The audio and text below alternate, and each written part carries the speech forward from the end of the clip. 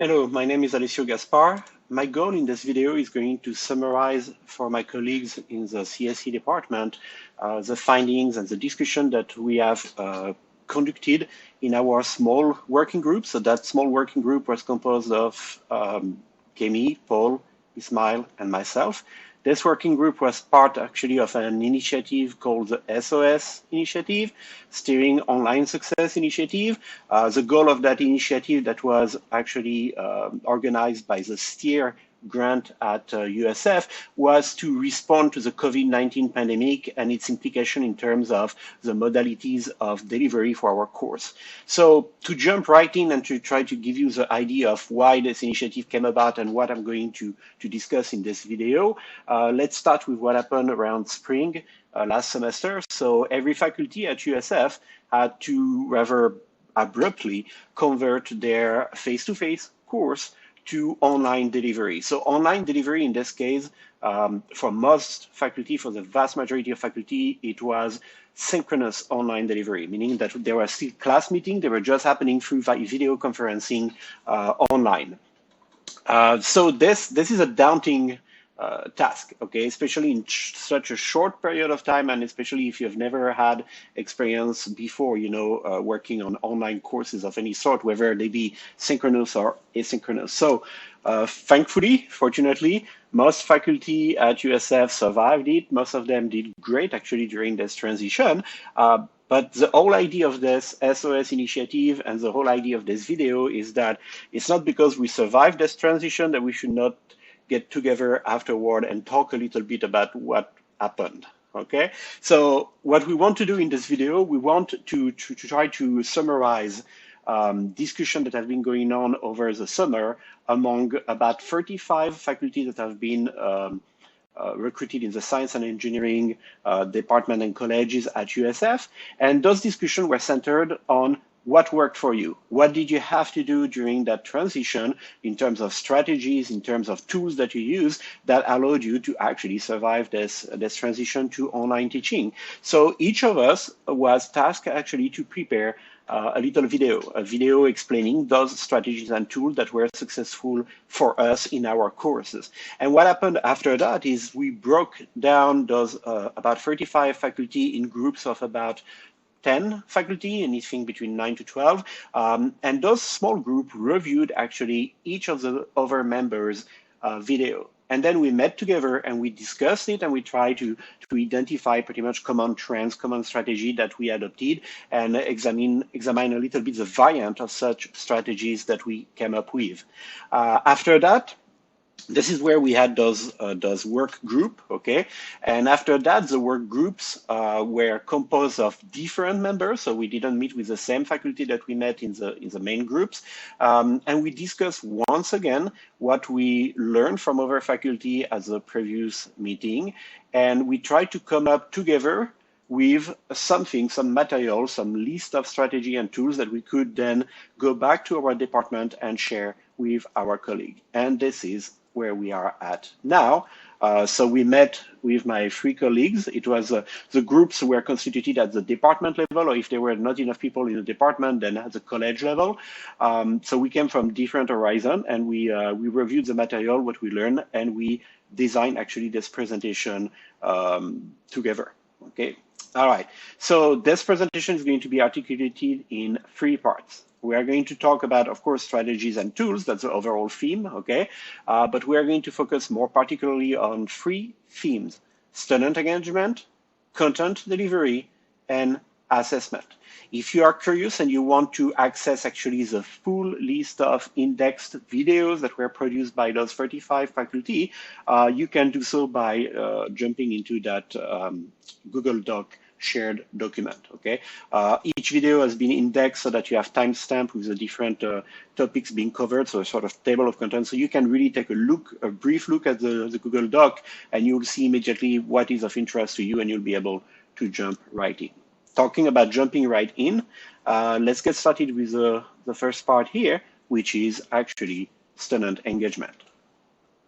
So the first subject area we're going to discuss is student engagement. This is going to be the longest of the 3 parts, okay? So if it drags a little long, Please do not panic. Do not multiply the time it's taking for me to go over all the item in this part by 3 and expect the video to be that long. Part 2 and 3 will be considerably shorter, actually. It's not necessarily in terms of slide, but in terms of how much I have to comment on each slide.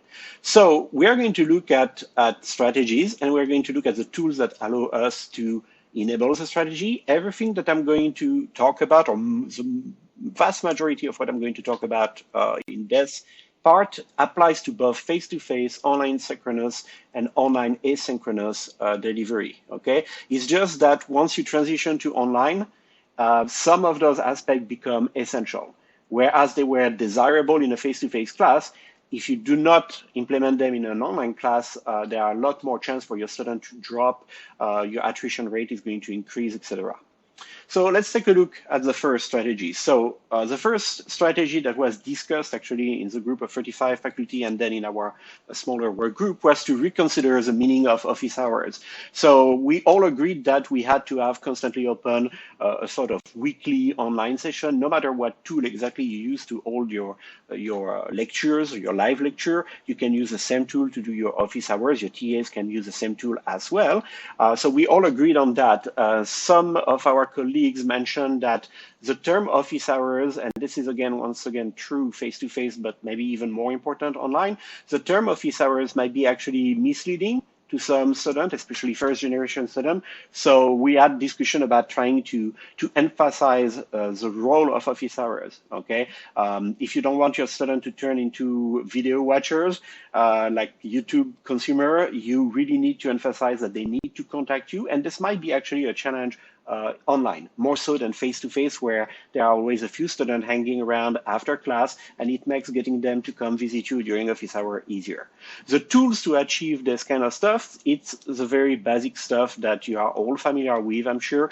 So there is inside of Canvas a tool called Blackboard Collaborate Ultra. You'll see me refer to it as BCU in some of the upcoming slides, okay? So this is directly integrated in Canvas.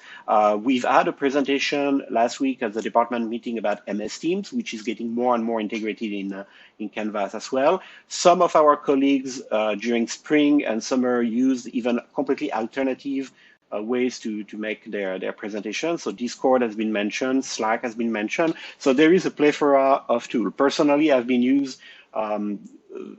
using very carefully Canvas Blackboard Collaborate Ultra. I have not yet explored with MS Team, Discord, or Slack, even though I've used them for other purpose. So if you have any question about Blackboard Collaborate Ultra, I'll be happy actually to help you out if I can. The second strategy we're going to talk about is encouraging questions during lecture. And again, this is something that we do face-to-face. It might be a little harder to get it done online. Well, actually, not really. This is a pleasant surprise that I had when I started transitioning my courses online.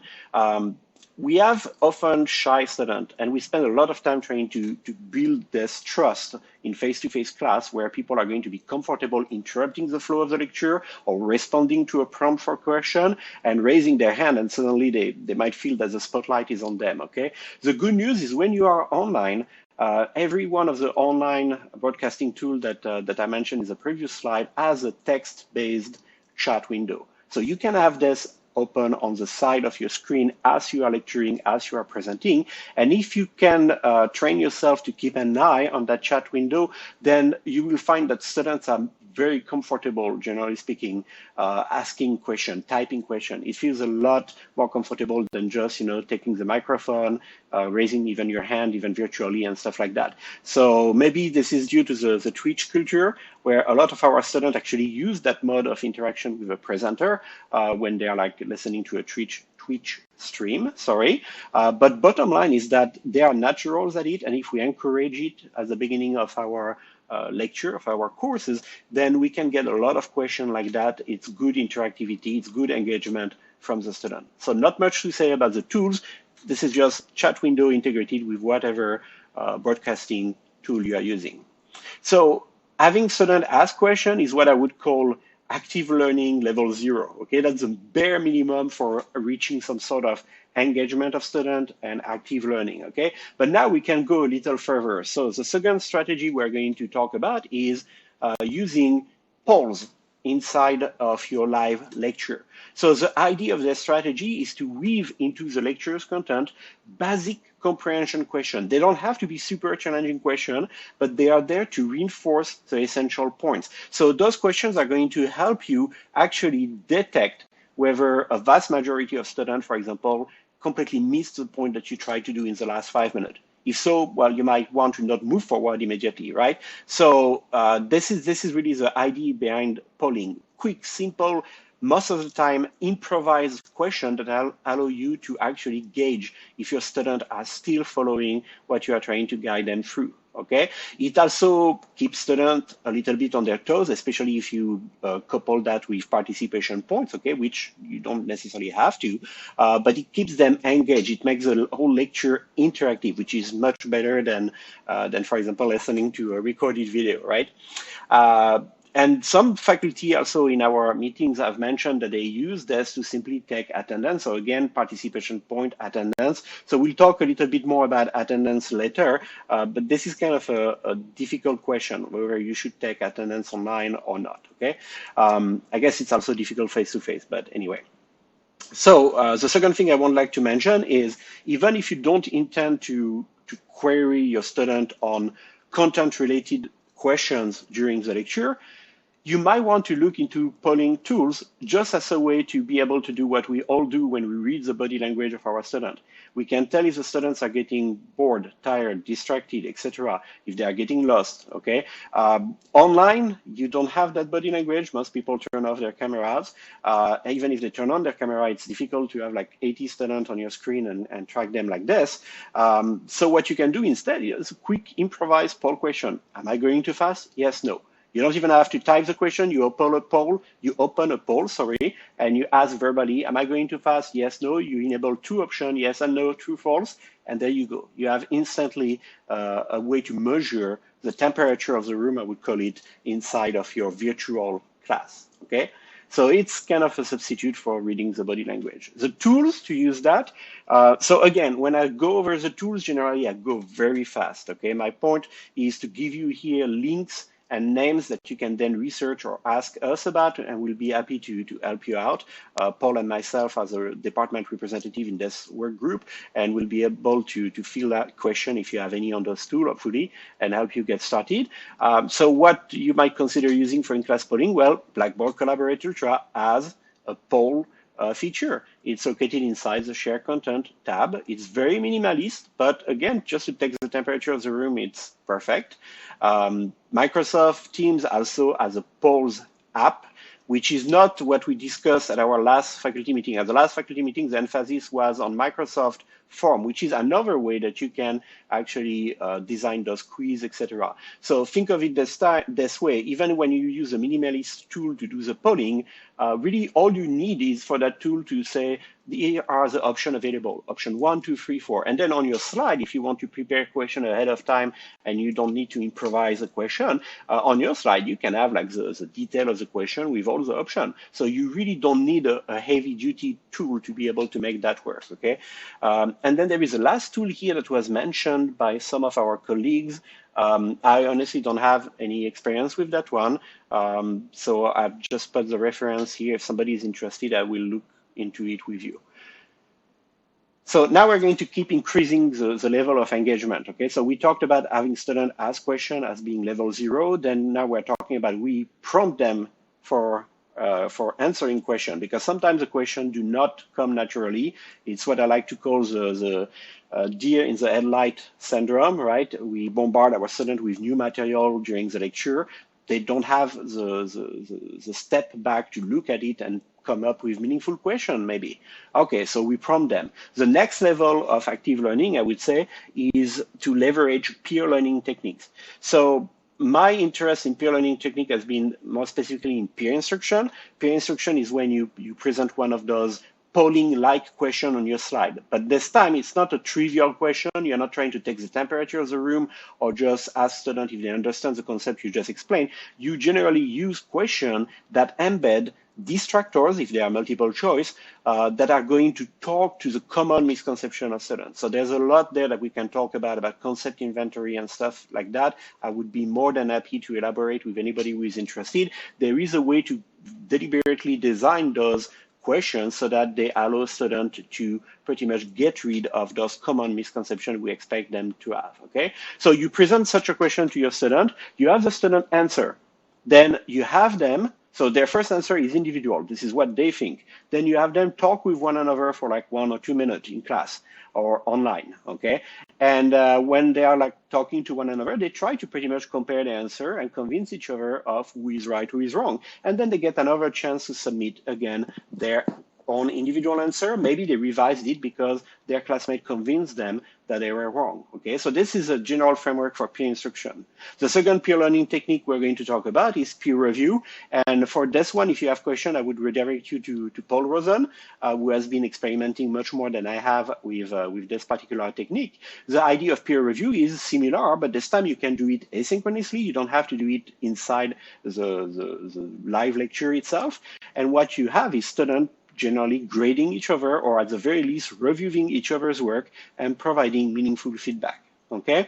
So the tools to achieve those strategies, very basic, okay? It's the same kind of tool that you would use for polling, for peer instruction. For peer review, Canvas support peer review for forums. It will support peer review for assignment. So automatically you can have like each assignment reassigned to 1 or 2 peer students for review and collect the review, and you can grade that, okay?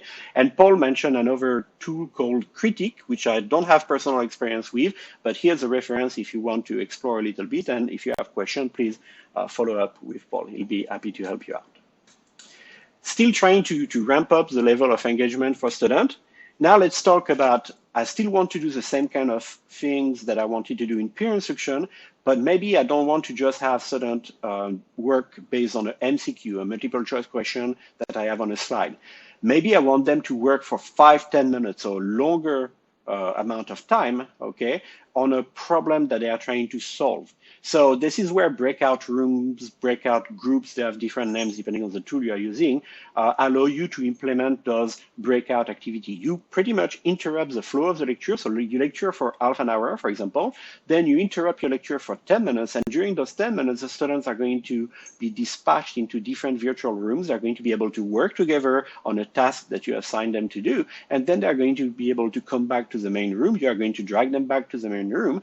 And you are going to ask, for example, one representative of each group to share their solution, their ideas, their discussion, their problem with the rest of the class, and you have a discussion section, okay? So it goes a little beyond what we had before in terms of the scope of the kind of problems you can throw at your student. This time they are going to have at least 5 or 10 minutes, to work on them, as opposed to just 1 or 2 minutes to think about an MCQ. The tools to implement that, so MS Team. Again, last week during the faculty meeting, we had some mention of a breakout room or channel features in MS Team. I have not had time to experiment with those, but Blackboard Collaborate Ultra has a breakout room feature that it inherited from the Illuminate system that was kind of its ancestor, and I've been using it in the past. It works very well, and it's really I wouldn't do that maybe necessarily every lecture, but it's very pleasant to be able to assign like a small exercise and immediately have students get engaged and ask questions. While students are working, hopefully you can run those breakout groups and you can talk to the student, make sure that they're making progress and so on and so forth, okay? Last strategy we're going to talk for that first subject area is increase formative assessment opportunity. So under that jargon field title, what we have is we have the same idea again than the previous slide, okay? We want to assign tasks, meaningful tasks to our student, but now we're talking about maybe even longer tasks, like small exercise, etc. So the idea here is to really provide ways for your student to engage with the material by benefiting from some asynchronous, meaning off lecture, unsupervised, meaning that there's no TA, no instructor around, practice. Okay, so the easiest way to do that is to use graded quizzes. Okay, you can achieve that goal with graded quiz, or you can get a little fancier and use, for example, for programming class. Here's one tool that is very good. CodingBat, I've been using it a lot in my own courses. It allows students to get like automated feedback on their progress on programming assignment. Okay, the whole idea here is that what has been working, at least for me in the past, is that I try to assign this kind of automated unsupervised practice that still provides students with feedback almost for every reading assignment or every live lecture that I have. Okay, so maybe it's not every single lecture, but every 2 or 3 lecture, I try to have those kind of assignment. These assignments do not have to represent a lot of points in the overall grade, okay? These are not summative assessment. Summative assessments are midterm, final exam, things that allow you to measure the performance of the student with respect to your course learning outcomes. What we are talking about here is we are talking about formative assessment, little exercise that students can do just to teach them good habit, to teach them maybe a fraction of one of the skills they need to develop to fulfill one of the learning outcomes. So you are building a scaffold here that certainly will benefit the students that are struggling the most in your class. For the students that are already acing your class, this might be just a matter of busy work, but these kind of assessments are really there to prevent us from losing, let's say, 30% of our students by the time the first midterm is done in a particularly difficult class, okay?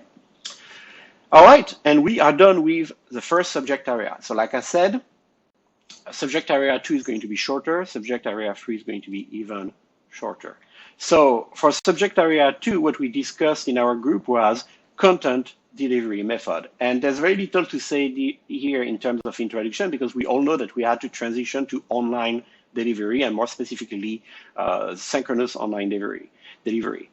One of the themes that came up very often in all of those different levels of meeting is the need to break down your courses into weekly or bi-weekly modules, okay? So the idea that many of us came up with is that we need to actually impose a structure on the course much more when we are doing online synchronous or online asynchronous than when we are doing face-to-face. The reason for that are not 100% elucidated, I don't think so, by any of us, but the idea is that when students are in an online learning environment, be it synchronous or asynchronous, they tend to have more responsibility on managing their own time, and they tend to actually fall behind much more easily than in a face-to-face course, okay? So again, while what I'm going to say here applies as well to face-to-face course, it is beneficial in face-to-face environment, it becomes critical in any form of online delivery system. So we want to have this kind of segmentation of the semester that is very clear. And for a few of us, the week has been a good trade-off between the amount of material we can present and without rushing students too much, okay? So let's say you divide your semester in 16 weeks, okay? Have always the same routine, the same format, consistency in the format of the material that's released, the scope that you're going to cover every week. Try to really aim for consistency. So for example, saying to your student every Monday evening at 11:55, the new content is released, the slides for the week are released, the assignment for the week are released, and then the next Monday, everything is due for that particular week of the course, allows them to very easily in 1 or 2 weeks get familiar, get comfortable with the routine. And you are pretty much holding their hand, forcing them gently, but forcing them still to not fall behind by 2 or 3 weeks, you know, because they have other things to do, and then try to cram 3 weeks worth of learning into one evening or one night, you know, right before an intermediary exam, okay? So this is very important for you to set the pace of the course. The tools, almost unanimously, everybody agrees that Canvas module do this job perfectly. There's no need for anything external. They allow you to release a new module every week, every 2 weeks, depending on your pace, okay? And put the links to all the activity, discussion forum, quizzes, assignments that are going to be due for that module, and it makes for a very clear layout for the students to follow. And then from module to module, you try to keep, you know, the same consistent layout. Lecture recording. So this is, I don't have much to say here in terms of strategy, more a little bit in terms of tools. In terms of strategy, yes, there are obvious advantages to recording your lecture. You don't want to turn your synchronous online course into an asynchronous online course. There's much more work involved there, okay? But at the very minimum, you want to allow a student whose internet connection is acting up the day of the lecture to be able to catch up easily. Okay, so that's the positive aspect of it. But many of us pointed out as well that there are problems with, as soon as you make the video recording available, then students, or at least some students, maybe the ones that need the most to attend the lecture and engage during the lecture with you, are going to just have this opportunity to procrastinate, maybe not come to the lecture, say to themselves, I'll watch it later. So if you couple that with what we discussed in the previous slide, you can still time box, so that they don't procrastinate more than a week. But there are issues, obviously, with participation, engagement, and the likes, okay? So it's pretty much an open-ended question. None of us had a definitive answer to that yet. Maybe we need just more experience, I don't know. Talking about the tools for lecture recording, so if you do your live lecture with Blackboard Collaborate Ultra, you can record your lecture. You can also record the lecture while you are broadcasting with whatever tool you want using Panopto. Microsoft Teams is not mentioned here, but we discussed at the last faculty meeting that also Microsoft Teams enabled you to record your presentation. Then we have Kaltura, which my understanding is that it's more a tool for posting actually videos and making them available to students. And then some faculty mentioned that they had good experience while they were lecturing live, just using the PowerPoint recording feature that allowed them to have pretty much a narrated set of slides by the end of the live lecture, and they were able to upload that for students to be able to review them or catch up if they missed the lecture. The next strategy we're going to talk about is arguably a little bit more interesting because it's more based on educational theory. So I'm going to talk about cognitive apprenticeship. Cognitive apprenticeship is a fancy way to say pretty much we want to leverage a little bit of what's happening with craft. In a craft, a woodworker will demonstrate to an apprentice what they are doing. And because it's a physical skill, a physical craft, it's easy to observe the entirety of what the expert is doing. When we are talking about intellectual matters like programming, when you program live in front of your student, you have to do something more. You have to narrate your thought process as you program.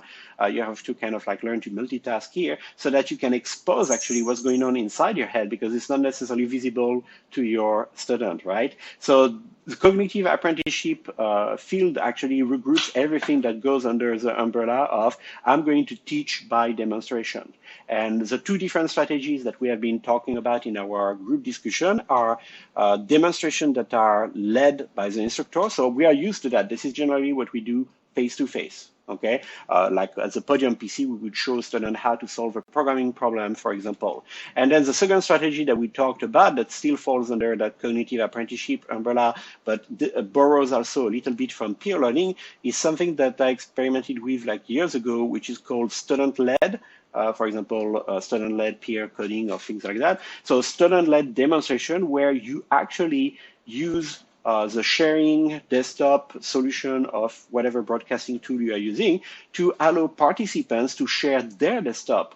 And you can therefore put the spotlight on a student and show how that student is solving a problem, what strategy they are using, open up the discussion with the rest of the class, invite another student to jump in, take control of their desktop. If you are using Microsoft Teams, you can do that very easily, and pretty much like help correct some of the flow or implement an alternating solution. So you are here changing the focus from let's look at what other students are saying, what kind of solution they come up with, to a focus on let's look at what is the process that other students use to come up with solution. And arguably, this is really what we want to teach. Like I take again the example of my programming class. I don't want necessarily to teach students only what a good solution to a programming problem looks like. I want to teach them the method, the process of coming up with a solution to just about any programming problem they can be subjected to. Okay. So how do we implement that? What are the tools? There are different tools in software. Again, Blackboard Collaborate as a minimalist whiteboard feature. So if you are making demonstration, things like that, you can use that. You can technically share any of your applications. So whatever you use, if you use an IDE to write code, if you use like any specialized app to solve a problem, you can share that content with the student using Microsoft Teams, Blackboard Collaborate Ultra. Some of the participating faculty mentioned actually a tool called Explain Everything. This is a paid tool. It's based on a whiteboard application, but goes a little beyond that. I don't have personal experience with that. Again, if you are interested, let's take a look together. And we had also a discussion about what are the hardware tools that you need. You need absolutely a tablet. Okay, if you want to be able to at any point in time stop the presentation and do some doodles that are very important for your student to explain, to understand what you're trying to explain, right? You need to have something that makes it practical for you to annotate, write, and pretty much go back to what you have for free in a face-to-face environment where you use a whiteboard. Subject area number 3 is going to be even shorter, so more open question here. Student assessment. So this one is a difficult one. So our goal here is to discuss what can we do to ensure academic integrity. That's pretty much what it boils down to. So there were a discussion about, and I really like this idea, even though I never used it in my class, and it might be difficult in large class, but we discussed about, sorry, I marked the wrong one. This is the one that came from one of our colleagues. I don't remember who submitted that one, but the idea was to use live online proctoring. So I double fumbled here. I was right the first time. Live online proctoring, sorry, is the first bullet item in this slide. So live online proctoring, the idea is that you're going to use Microsoft Teams or Blackboard Collaborate Ultra, and you're going to put a TA together with maybe 20 students. So you would have to divide your class in a group like this, and hopefully you have enough TAs to hold that many parallel sessions. And the TA role is to actually monitor the audio, monitor the video as students are taking an assignment, taking an exam. The idea here is that if students engage in any suspicious activities, the TA is capable to call them on that, ask them maybe to point the camera around on their desktop, just to show what they have around the table, just in case they have a wall of Post-it with information that they are referring to all the time, right? So it's potentially a very costly approach that was suggested as a what if. I don't think any of us had really experienced implementing it, but I wanted to leave it as part of this presentation. We all felt that it was an idea worth actually discussing further at the very least. Now, on the practical, pragmatic front, we have a tool called Proctorio at USF. You can use it to do pretty much this. What the TA would do, monitoring a bunch of students, but do it automatically. So you can say, I want this exam to be Proctorio monitored or this quiz to be Proctorio monitored, and you can enable monitoring of the screen, the audio level in the room, the webcams, the network traffic. I really suggest to enable everything you can, okay? And then you're going to have some form of AI that's going to look at the recording and try to flag suspicious behavior. My experience with it is a lot of false positives, okay? To avoid false positive, my advice, and we can discuss more about that, outside the presentation, but my advice is to play a little bit with the sensitivity level for every type of violation. After the fact, so after the exam has been taken by all students, and ask Proctorio to show you a ranking of the student most suspicious to least suspicious when, for example, you put the sensitivity of eye movement to the max and everything else is minimized, okay? So that means the system will only raise a positive if there are very suspicious outliers in terms of a student looking on the side of their computer very often. The real problem here is not so much tools, okay, because we have Proctorio, we have tools to do live broadcasting. The real issue here that we don't have a solution for yet is what do you do when you have some evidence, okay? It might be very difficult to convince an appeal committee if your students choose to appeal, or even a dean, that you have enough convincing evidence, even if the student is definitely looking on the side, or even as a copy of another student work, on their desktop. My experience has been even in those scenarios, it's not enough. So this is an open discussion, I guess, for all of us to address. And then other things that were mentioned, well, if you cannot, solve the problem by proctoring one way or the other, then maybe the key is to change a little bit your definition of exam, okay? So for example, switch to oral exam. That was a suggestion from one of our colleagues. Okay, it might not scale up very well for large classes. That's the most problematic aspect of it. But if you have like a graduate level class, you have only 15, 20 students. If you are in that kind of situation, then maybe you can consider holding oral exam, where it's much easier to actually detect if the student doesn't know anything about the solution they propose or the work they are reporting on. Okay, a consensus was that when you are doing an online exam, it's a moot point most of the time to not have an open book, an open note exam. That means that the exam should be less about recalling information, but more about synthesizing information. So if you are familiar with the Bloom taxonomy, we're talking about raising the level of the question to the upper levels of the Bloom taxonomy of the cognitive domain, right? So we make exams that are a little bit more difficult, but in the trade-off is that students don't have to memorize everything and they can have access to, for example, their textbook, okay? Reducing the weight of the exam is also something that was mentioned, making sure that the policies about collaborative work and the consequences of sharing your submission with another student can be, this has to be made really clear, because this is much more likely to happen maybe in online environment. And then two last suggestions that I found were really interesting, and I'm going to experiment a little bit with them. The first one was to purposefully add too many questions to your exam so that the time is extremely tight, and therefore you make it practically more difficult for a student to cheat or to try to refer to outside material or try to communicate with somebody else, as long as the exam is timed very tight. Okay, so that was a suggestion from one of our colleagues in the overall 35 faculty meeting.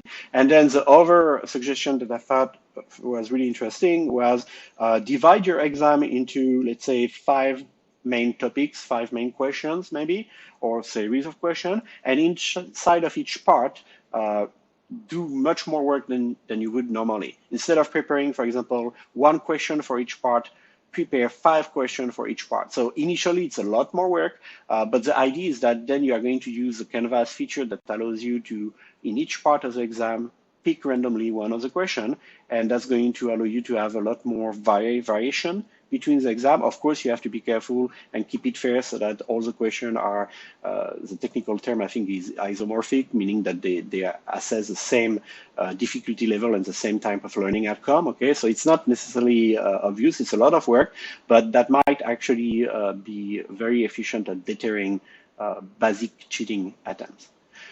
Tools that were mentioned. So I already mentioned, the Canvas feature. One tool was mentioned by one faculty. It's a paid tool called Gradescope.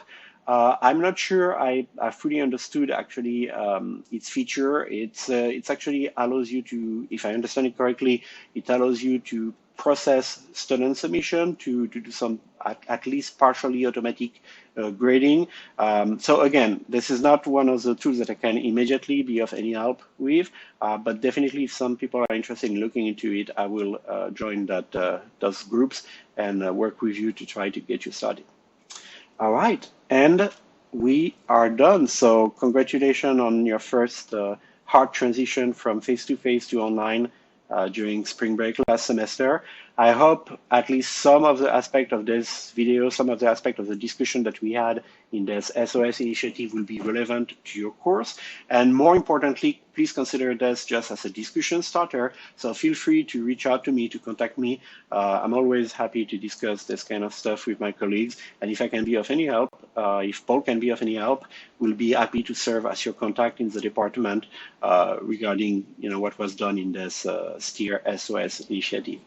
Thank you so much for making it to the end of this video.